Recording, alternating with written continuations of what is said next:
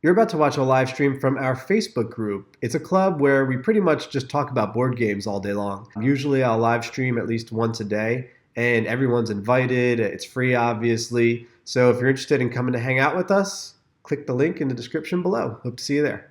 All right. Perfect. Hey, Hi. today we are going to go over the rules for this game, Fiasco. You could either get it printed out like I did here, or you could just buy the book. It's a role-playing game. And Carla, you never played any role-playing games, right? No, I have not. Did you? I see you brought some glasses. Are you gonna use that to play a role? Sure. You try that on. Where'd you get this? Did they work? At the office. They're just like clear frames. They don't do anything. No, they had stickers. Luvu stickers Oh, I see. in the It's a front. little bit on the side. So I took the stickers off because I couldn't see with them. So, Oh, okay. I gotcha. You're not gonna keep them on? just in case I need it for my character. Just in case, okay. So anyway, Fiasco is a role-playing game that you play in one sitting. Usually it's supposed to take about 2 hours. I think it's like maybe half an hour per person, something like that. 3 to 5 players. And it is all based around some sort of fiasco happening. And there are different scenarios that you can play. It's inspired from movies like The Way of the Gun and Fargo, where a group of people come together and they have these big plans, usually some sort of crime or something like that, and everything just goes downhill. So the whole point of Fiasco is that things are going to end really badly for most of the people. But that's part of the fun because it creates drama, it creates a lot of fun interactions and conflicts. So that's the name of the game. Fiasco is not a game like Dungeons and Dragons where you're trying to level up or kill things or have your character get in a good place. Like you're probably not. You're probably going to die or get burnt alive or go to jail or something. Probably. If we're having fun and if we're doing the right things, and that's what's going to happen. So, let's take a look at let's see. Okay. So, this is something I found somewhere online. You don't need this to play, but it just kind of reminds you of the rules and where everything is in the rule book. And then you kind of just put the dice here. So you might know from role-playing games, usually there's a lot of different types of dice. Like there's D10s, D20s, but this is all just six-sided dice. And you just need to have two colors. They could be really any two colors, but in the book they call them white and black. Here I have white and red. And how you start out with is every player, you can help me out here, these are a little tight. It's going to go all over the place, I know it. So every player starts with 2 dice from each. And so let's just pretend we have 3 players. It'll be me, you, and whoever's watching at home. You can pretend you're playing. So what we do here, so we'd have 6 white dice and 6 red dice, right? So I would get 2, you would get 2, dear player, and Carla would get 2, right? Oh, the white? Yeah, put those there. You had it. Okay. So this is whoever's watching. That's their dice. These are my dice. And these are your dice, right? Yeah. And we start out where everybody rolls their dice into this central pool here, right? So I'll roll for you guys at home and roll them right in. Doesn't matter. We're all using these dice. Okay. Good roll. So then what you do is, and now what you can do is you can separate them out so you know what you have to deal with. And what this is doing right here is it's just giving us some random numbers to help us build the story. So we've got some 6s, a lot of 6s, a lot of 5s, and no 3s or 4s. So that's going to kind of guide our story, and I'll show you how that's going to work in a second.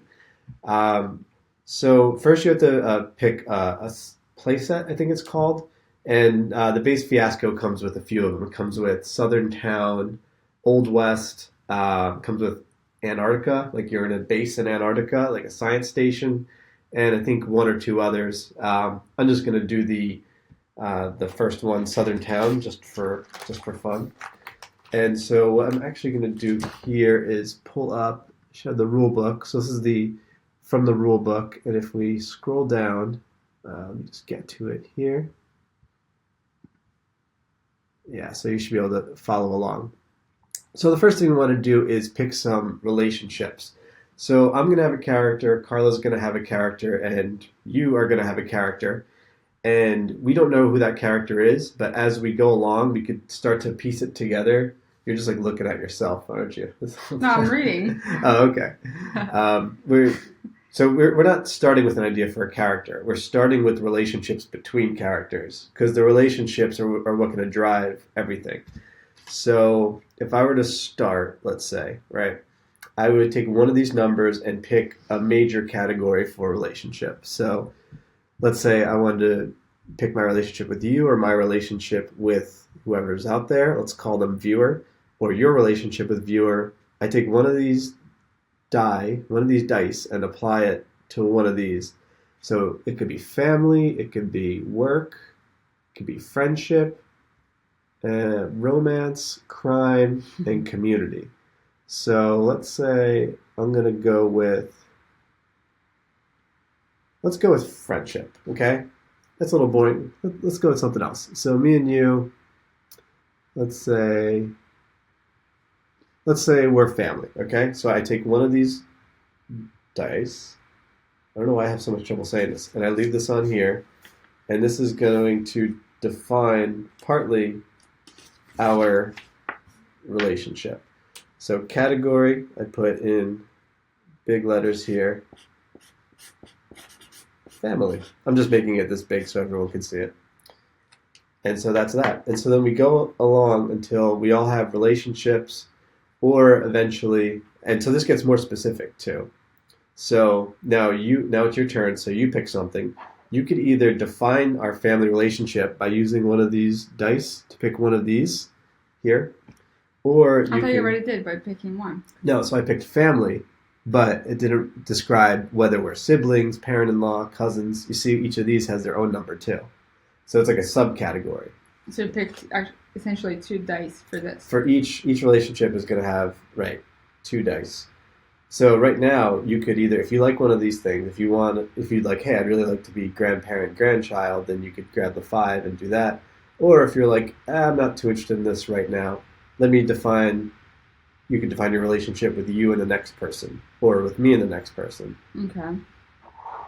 So, you can look through here too.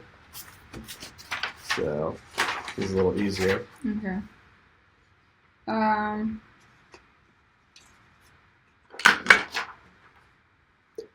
Let's see if anyone popped in here. I'm going to... There's no number 4s. No 4s, yeah. We got no 4s, no 3s. So it can't be friendship and it can't be romance. Nope. Huh. So that's what I guess makes it different every time. Yeah. Lots of 5s and 6s. You could do crime. No, we can do crime. Now remember, as we set this up, we're trying to figure out something that is going to be almost like the plot of a movie. Like, what is going to be the driving force that drives the story? Because we're basically making a movie in 2 hours. All right, so I'm going to pick a 5. Okay, so you want to write down so you would write down crime at the top. And this is a relationship between... me and the viewer. Okay, so you can pop that over there. There you go. So then we can pick for the viewer. So now let's say the viewer doesn't want to establish the relationship between me and the viewer. Instead, they want to specify what kind of crime relationship they have with you. And so let's see, what are the options here? Crime, gambler, bookie, thieves, shoplifter, drug people. So we can't pick thieves or con men because we don't have any 3s or 4s. And as you run out of dice, you might run out of options. So we have plenty of 6s, so let's go with drug people. So we put the 6 over there, and so somehow the 2 of you have some sort of relationship, a criminal relationship involving drugs.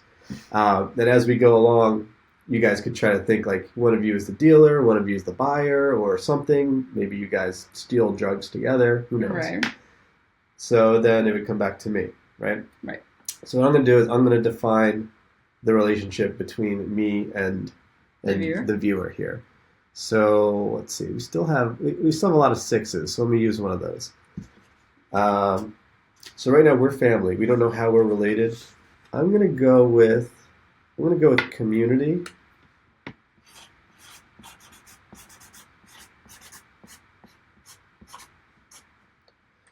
and that's it. That's all I can define right now. And so it would go to you. So now, let's see. How come I picked two, but you only picked one? I think I picked family. Then I picked crime. Crime. All right, then you picked drug. Then you picked community. I don't know why you picked drug. I don't know. You picked drug because we said we had a lot of sixes.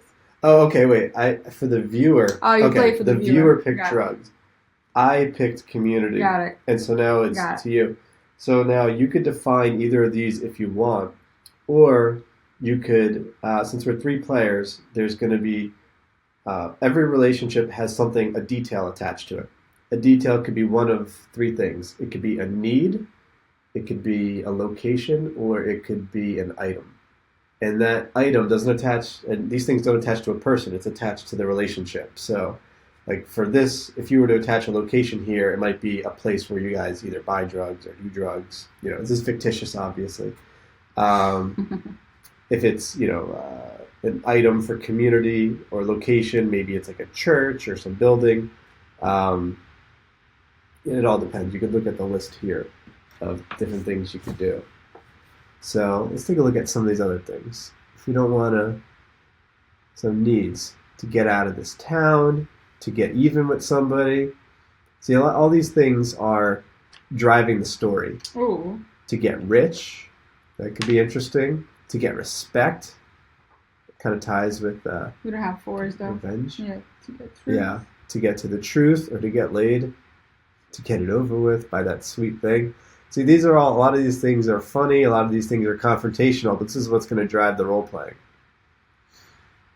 So do you want to do a need? Remember, you can attach it to any of these relationships. Or you could do, what else? Location. And all these are specific to this one place set here in a nice southern town. Let's set a location to a relationship to the viewer. Okay. So your crime relationship. Oh, okay. So. Right? Well, wait. So you want to do a location? Sure. Okay. So take this. Okay. So this gets its own card, right? Okay. And then the locations you could pick, just like with a relationship, you could pick Main Street, Commerce Street. Category put locations? No. Category is going to be one of these things. So you don't really need to write location. You could just write, this is the category here. Main Street, or Commerce Street, or out by the interstate, up Center Road, out and about. All right, so you picked Main Street, right? Yeah. Okay, so put a 1 on there so that we know that we used that die. Okay. And so isn't just having church? No. See, 1, 2, 3. Okay. That'll need another 1. The element then is this thing. Yes. Got it. So let's say you're talking about it and you were really thinking of Peace Haven Church. So then we get back to the viewer and the viewer's like, oh, okay, I got your back. I'll put that there. And so now you can write Peace Haven Church. Got it. So you write that down, Peace Haven Church. And see, we're running out of dice. And this is good. These dice each represent a certain element here. And they should, 1, 2, 3, 4, 5, 6. Yeah. So these will all be gone by the end. Right. So as we're talking, you could decide Peace Haven Church, is that actually like a drug front? Is that where like drugs are secretly being sold from? Do you guys maybe do drugs the meeting place in the basement and do drugs? That's where we deal. That's where you deal? Yeah. Okay. So you decided that's where you come for the... Okay. So this is as you're going, you come up with the idea.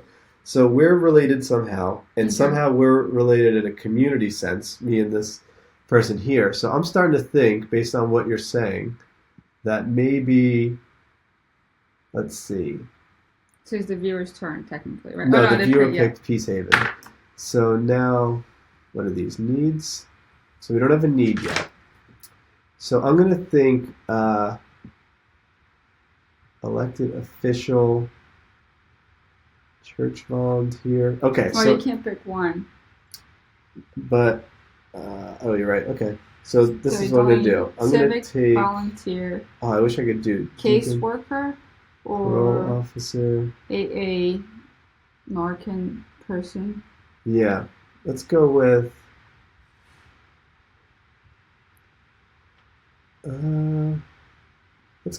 uh, civic volunteer. Wait. Caseworker, pro, guardian. So I could pick 2, 5, or 6. Okay. So I'm gonna go with AA Narcanon sponsor, if I'm pronouncing that right.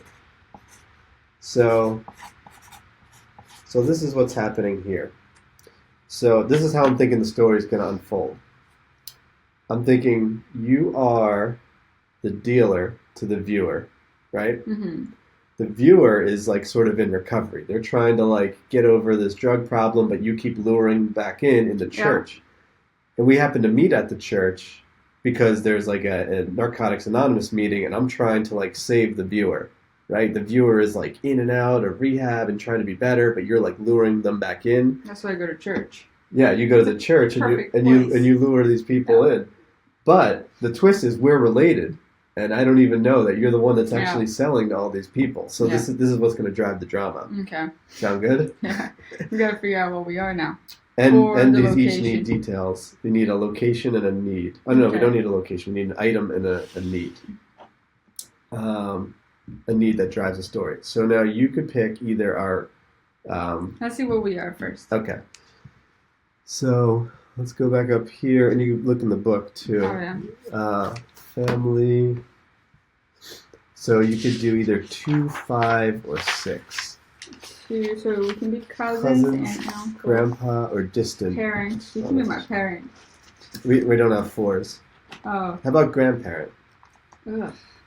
I could be your grandpa, and I'm like the sponsor, and you're like my troubled teenage like dealer grandkid. Sure. Okay. Unless you're the one picking. You could do something else. It could be interesting. All right. You're like a pastor. Grandparent. Yeah. So then at the end of this, since we have all our relationships, what we would do is we have these like little placards made. I'll put it under here. And what you do is you come up with your character name, put your name, and and any notes or anything that you have, and then you fold it up and put it here, so everyone could look at your placard and they know what your name is, so that you're not calling me Bobby, you're calling me Grampy Joe or whatever we decide. Okay, so what's one here, one there. Yeah. Okay. So now I need. Did I give you a 5? 5 for Grandpa. Okay, so we're down to 4 dice, which makes sense because it's 2 and 2. And we need an item or a need. I think we really need a need. So let's see. So we could pick either to get even. What is the need here for? It's to help drive the story. To get the truth, or to get laid. So we can only pick 2, 5, or 6. So it's either to get laid, to get even, or to get the truth. I'm gonna say, let's see. So the need has to be either in our relationship. So if we can get the truth and it's about the sheriff's political corruption, that could be cool. Yeah, but how does that tie into all this other stuff? To get to the truth about why he really came here, about what she did at the patio, about your real parents, that could be interesting. Who's trying to find this? What is it's either going to be here or here. So it's either going to be a need that we're involved with or a need that they're involved with. About the mistake that haunts you. That could be cool because... Well, wait a minute. Actually, so do we want to do get to the truth? Get laid doesn't seem good here. Let's see. Or to get even. I mean, that could be good, but that would be... With bad people who think they are so tough. Oh, we don't have one with this town. You can maybe do to get even with a family member. with a family member. Oh no, we can't. It would have to be with a rival or a coworker. We can. You just want to do to get to the truth for now? Sure. All right. I forget whose turn it is even. So I just picked grandparent, so now it's the viewer. Okay. Right?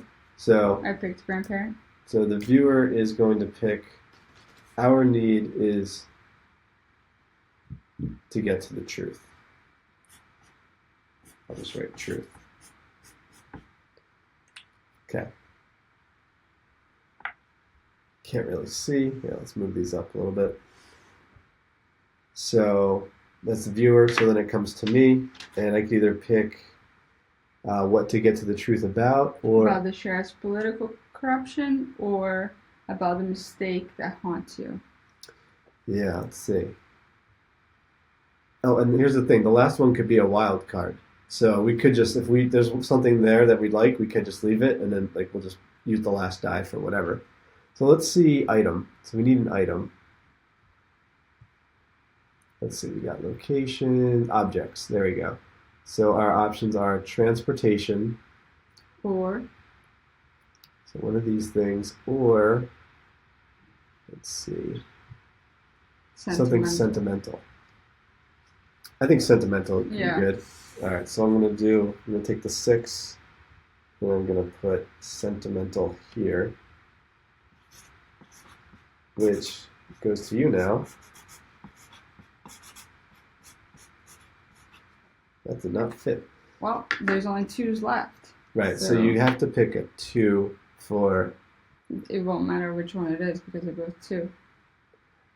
Well, no, the last one could be a wild card. No. So either this could be war memorabilia. Or about the sheriff's political corruption.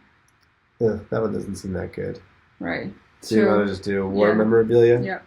All right. So then for this last one, you can pick anything. So for to get to the truth, you can pick whichever one. 5. Yeah. About why they're all so shut-mouthed about the sheriff's political corruption, about why he really came here, about what she did behind the patio, about your real parents, about the mistakes that haunt you. Maybe about the mistakes that haunt you on the war. So this is for this family. This is our family relationship. Maybe about the real parents. So there's some sort of need, either from me or you or both of us. I think it would make sense about your real parents. Yeah. You want to do that one? Sure. All right. So then this would end up being a 5, and then write in, real parents.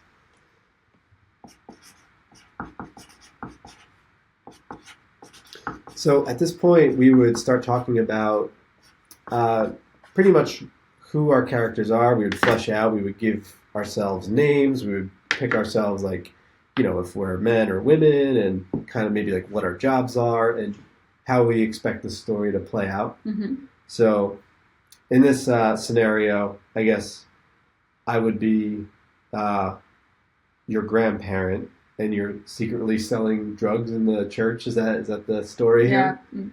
And I guess that's where I go, and I'm like in a Narcotics Anonymous sponsor, and I give speeches, and I try to keep everybody off the streets.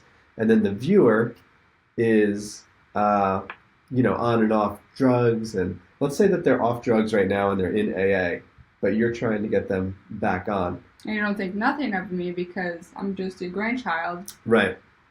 And the driving force here is you're trying to find out who your real parents are. Right. Because you never knew.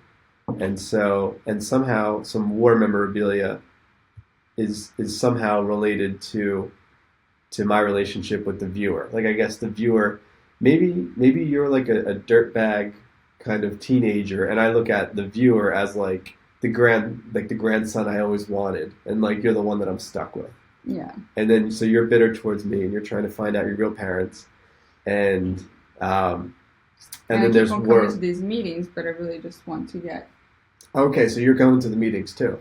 I am, because I want, That's where you get your business. That's where I'm getting my business.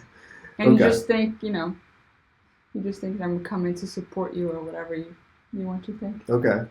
And so this war memorabilia, maybe there's like some medals of honor or something, and they're from your real parents, but I'm giving them to the viewer because they're the grandson I never had. I'm like, hey, my son would have been proud of you, and you're like, so that's like a point of contention. You want to see what's going on with this war memorabilia because it'll help you figure out who your real parents are. Right. In the process, I'm gonna get you to buy my drugs and make Papa here really mad and upset. So there's a lot of stuff going on. All right, does that sound like a good setup? Yeah. So we would pick names and stuff like Right.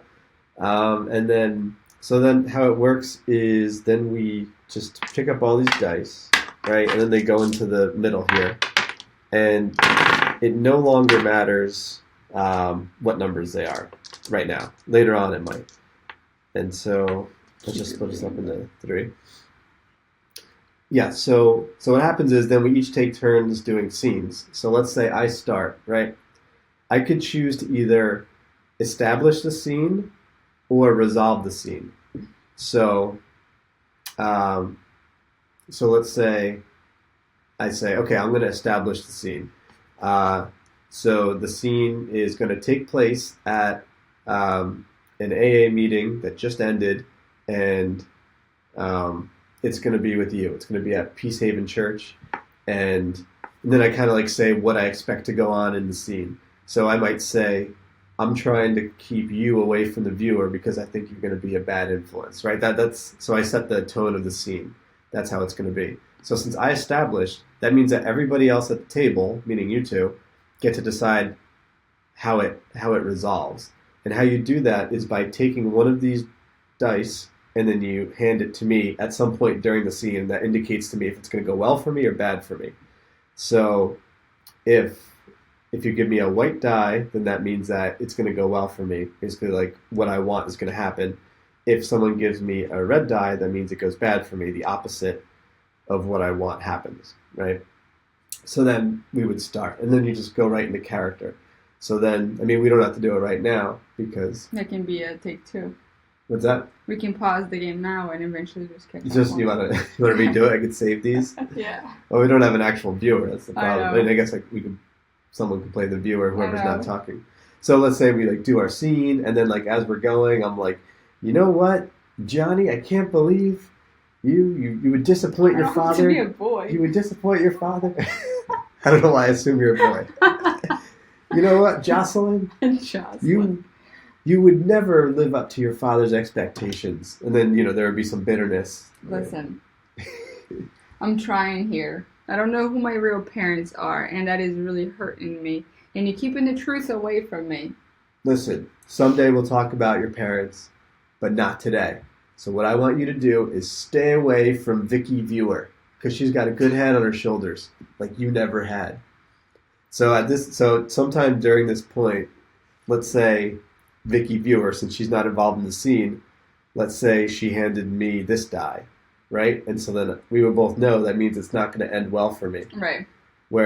So basically we would resolve it by you telling me like, you can go to hell. I'm going to do whatever I want. Right. And so that's how that would end.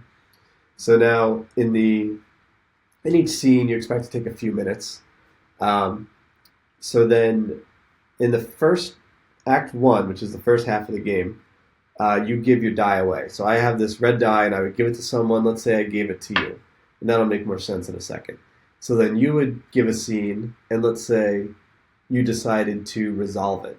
So what would happen is we would come up, and we'd come up with ideas on what you're going to do, and then you would act it out with the person. But because we established you would resolve, meaning you get to pick up either a white or red die and decide. So let's say you decide you want it to go your way. You have it, finish the scene, and then you have to give it away because that's what you do in Act 1. So let's say you give it to the viewer, right? And so we keep doing this, and the viewer would do a scene. Let's say they did a scene with me, and then you ended up with this, and then I ended up with this. And so we do this a few times, right? Mm-hmm. Then when half the dice are gone, so we've done 6 scenes at this point, right? And so the first act is all about setting up plans. So let's say by this point you've come up with a plan, like you've come up with plans, and I don't know what would be something that is just going to cause all sorts of trouble in the second act. If I told you that I'll just drop it and just... No, bigger. Like think. This is called Fiasco. This is something that we have to set up plans so big that it's just gonna. Like I'm thinking, like you're selling drugs. You're planning on, let's say, all right. I'll just give an example. Let's say your plan is to kidnap the viewer and the war memorabilia, and then take them hostage, and take them around and follow clues until you find out who your real parents are. Let's say that's like what built up during these acts, right? So that's the grand plans. And then in Act 2, everything's going to go horribly wrong for everybody. Oh, wow. So what we do then is the tilt. So what splits Act 1 and Act 2 is the tilt. So go to page 56. Let's see, I'll go on here.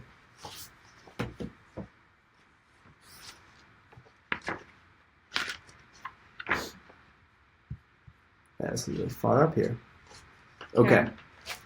So now something happens. Oh, wait. There's something else we do first. Go to the... Okay, so I know what happens. So we each roll these dice that we have, right? You might have wondered why we each have these dice. The idea is that what you want to do for the benefit of your character is to have a lot of dice in one color and not the other. Like you don't want them to be evened out like this, because you want it to be, it's going to be whoever has the highest red and the highest white are going to pick from the tilt. And something similar is going to happen at the end of the game too. So what happens is everyone rolls, right? So I'll roll that. And so what you do is 4 minus 4 is 0. So you're like out. 6 minus 4 is positive 2 white, and 5 minus 0 is positive 5. So I have the highest white, and I guess you both have are tied for 0 red. This isn't a good roll. Let's do another one, just so it makes more sense. I'll have to look up how to resolve this. Okay, so you have 7 red minus 2, so that's 5 red, right? That's the math on that. Mm-hmm. So I have the highest white, you have the highest red. So what we do is we add a new element to the game, which is the tilt. And so I would pick one and you would pick the other. And I think we just take the remaining dice just to like have some random numbers and pick one of them. So something's going to happen, either mayhem, tragedy, innocence, guilt, or paranoia. So I'm going to go with, there's no 4, I can't go with guilt. Let me see. And there's no 6s either. Okay, so 1, 2, 3, or 5. Alright, so I'm going to go with 5. There's some paranoia that's going to happen at some point. That's going to change how things go. Is that how you spell paranoia? Yeah. So then what you would do is then you would pick another number.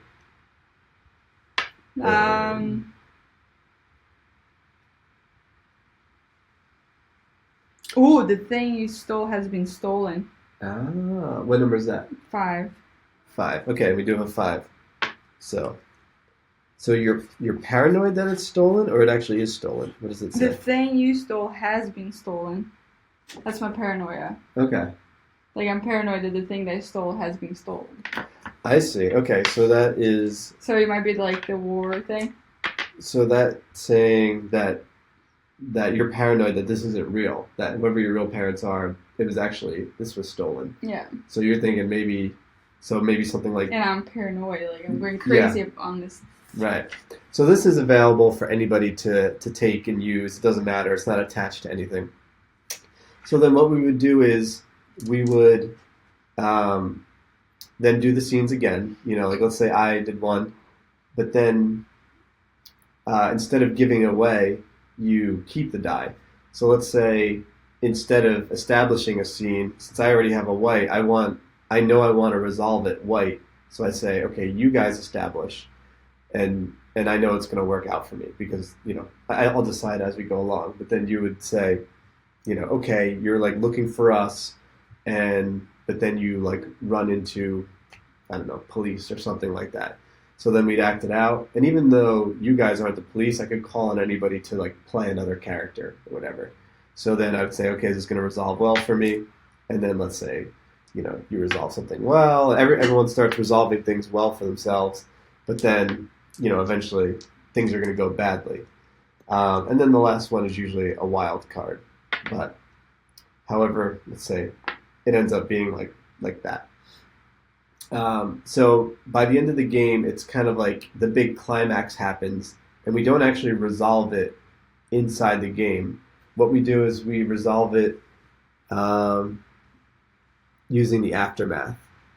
And the aftermath table, like the tilt table, we roll the dice, and then you want it to be as far in one direction as possible, either very high white or very high red. You want it as far from 0 as possible, because that's bad. So roll. Yeah, so keep it together. And do you understand how you subtract these to make it make sense? So it's 9 minus 6, so it's 3. It's 3 white. 3 white. 3 white. So for me, it's 7 minus 4. It's also 3 white. And oops, I think I already rolled it. And for them, it is 7 minus 6, so it's 1 red, right? Mm. So 1 red, or black as it says here. So the closer to 0, like 0 is the worst thing in the universe. It's something worse than death. 1 red is horrible. And if you have red, usually it's something very bad physical. If you have close to 0 white, it's usually something either emotional, social. Yeah, so something horrible happens. Yeah. It says, you are probably dead. Other people, probably innocent people, are as well. There is no justice. There is no mercy. Everything is utterly, painfully screwed. And it is all of it, your fault. So by the end of the game, the viewer is probably dead. Yeah, because they got addicted to my drugs. Something, yeah, like maybe at some point they just... So I'll show you how we're going to resolve this in a second. So if you look on here for white high, you were white 3 and I was white 3 also, right? Yeah. So I think that's still not that good. Let's see. So white 3 is grim. The stress and trauma from your little adventure are going to haunt you forever. Bits of your soul are destroyed and you are missing a piece or two.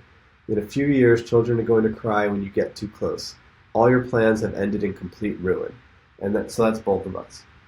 So then what we do here, let me see if I can, yeah. So then what we would do is we would take turns doing like a montage, right, of each die. You say, this is me, or this is Grandpa Joe, or whatever, and then you say something that's happening that kind of plays out that grim thing. So the viewer might say, like, this is Vicky. I don't know, why did I call Vic Viewer. Vicky Viewer. Vicky Viewer, that's it. So whoever viewer would say, this is Vicky running away from the cops, let's say like cops, or somehow clutching the war memorabilia, and then she opens the box and finds what else but a big bag of heroin inside the box. And so then, like, I'd say... And all the good thoughts about all those meetings at the church comes So we do it one at a time. Right? It's too long. I like the whole story. No. It's like a montage. Like, when you watch a movie and then, like, you see, like, something in slow motion and then, like, it cuts to somebody else, and, like, this is how it is. So then this is Grandpa Johnny. From Joe. Grandpa Johnny in the back of a police car, going to jail, looking out the window, just hoping that the granddaughter he never had, Vicky, made it out somehow. So this is like, it's grim, and then like yours is going to be grim too. So then you would say like what you end up doing. Oh, I don't know. I know. Normally we would have had a bunch of scenes that would make all this make sense. I finally found out who my real parents are. So you say this is what's your name in it? All right. Jocelyn. This is what? This is Jocelyn. This is Jocelyn. This is what? Jocelyn's what? Jocelyn. Like each die, you say this is like you're kind of. It's just how you say like this die represents like this is. Oh, this is Jocelyn. I forgot what I was gonna say. Shit. So just like describe a scene like if we were watching a movie. Okay. So Jocelyn. Is that better? No, you say this is Jocelyn. It always starts with this is and then the character name. So specific. That's the rules. This is Jocelyn, and she's happy because she found out who her real parents are. So you say something like, "This is Jocelyn opening the documents and smiling because she's finally going to find out who her real parents are." Right. So then you put that back in the pool because this is, as we put these away, like this is what's going to wrap up the game as we like run out of these. Yeah. But remember, you have a grim ending. We know that. So you're not supposed to be happy. You're not supposed to get resolution. You're gonna end up something like really grim, right? So then, if we were to do, this is Vicky in an alley, like with her new bag of drugs, and she's looking around, and she holds it over the dumpster because she's about to, and she lets it go, and she walks away. But then she stops and turns back around and looks at the dumpster. So this is like a scene where like the audience would think like, oh, she threw it out. It's going to be okay. But we know because of the aftermath that it's not going to be okay. So then I would say like, this is Grandpa Johnny getting out of jail 6 months later for whatever happened during, we skipped this whole part of why I would be in jail, but we would have acted out and this would all make sense. So this is Grandpa Johnny getting out of jail, getting his $5 and bus ticket back to town, and opens up some mail at home and looks horrified at what he sees. I'm so happy. No, you're not happy. You're not supposed to be happy. This is supposed I want to be like... No. This is all... It's supposed to go grim. Right. This is Jocelyn thinking about all the drugs that she sold at Peace Haven Church.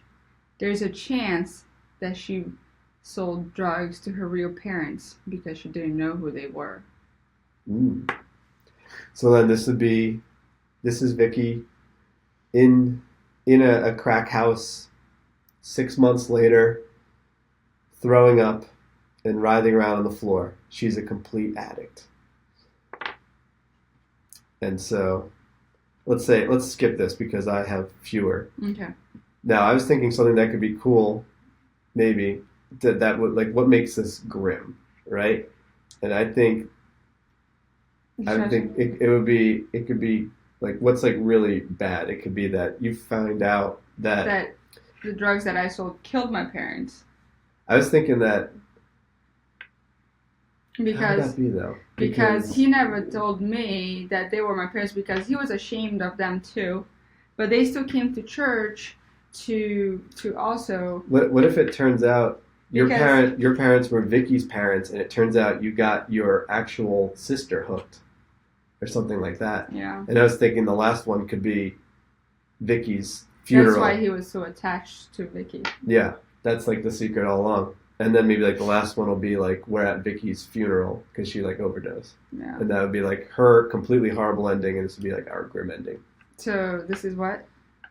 This is me finding out that...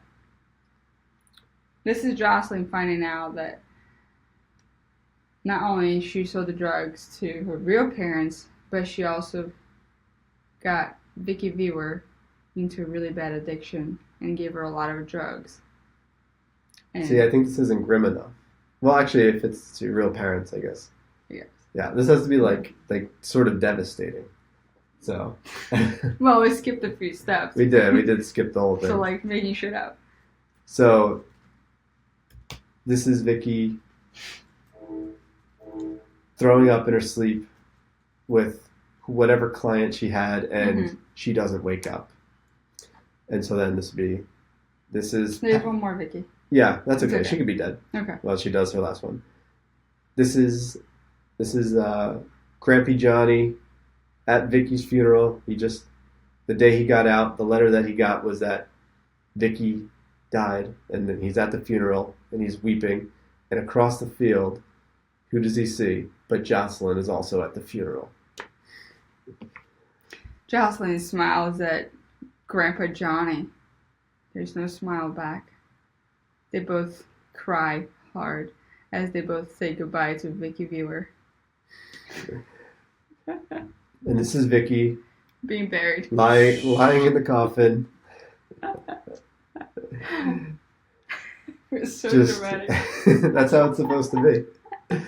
Lying in the coffin, being put in the ground, and it's all her fault. Because that's what it said in there. End scene. So it probably takes a little practice to get the flow down, but that's pretty much how it goes. These dice kind of control what's happening in the story and what direction it goes, and then we get to use our creativity to fill it out. Make sense? Pretty cool. Can't wait to play for real. You want to do it for real sometime? Sometime, You kept your glasses on, I know too. I did. The Jocelyn glasses. I gotta bring them. Yeah. Cool. Yeah, we gotta get some people and play it out. Yeah. Well, let me know if this seems like something that you'd be interested in, something that sounds cool, if you have any questions about it. But we'll try to report on it when we actually do play. See you next time. Yeah.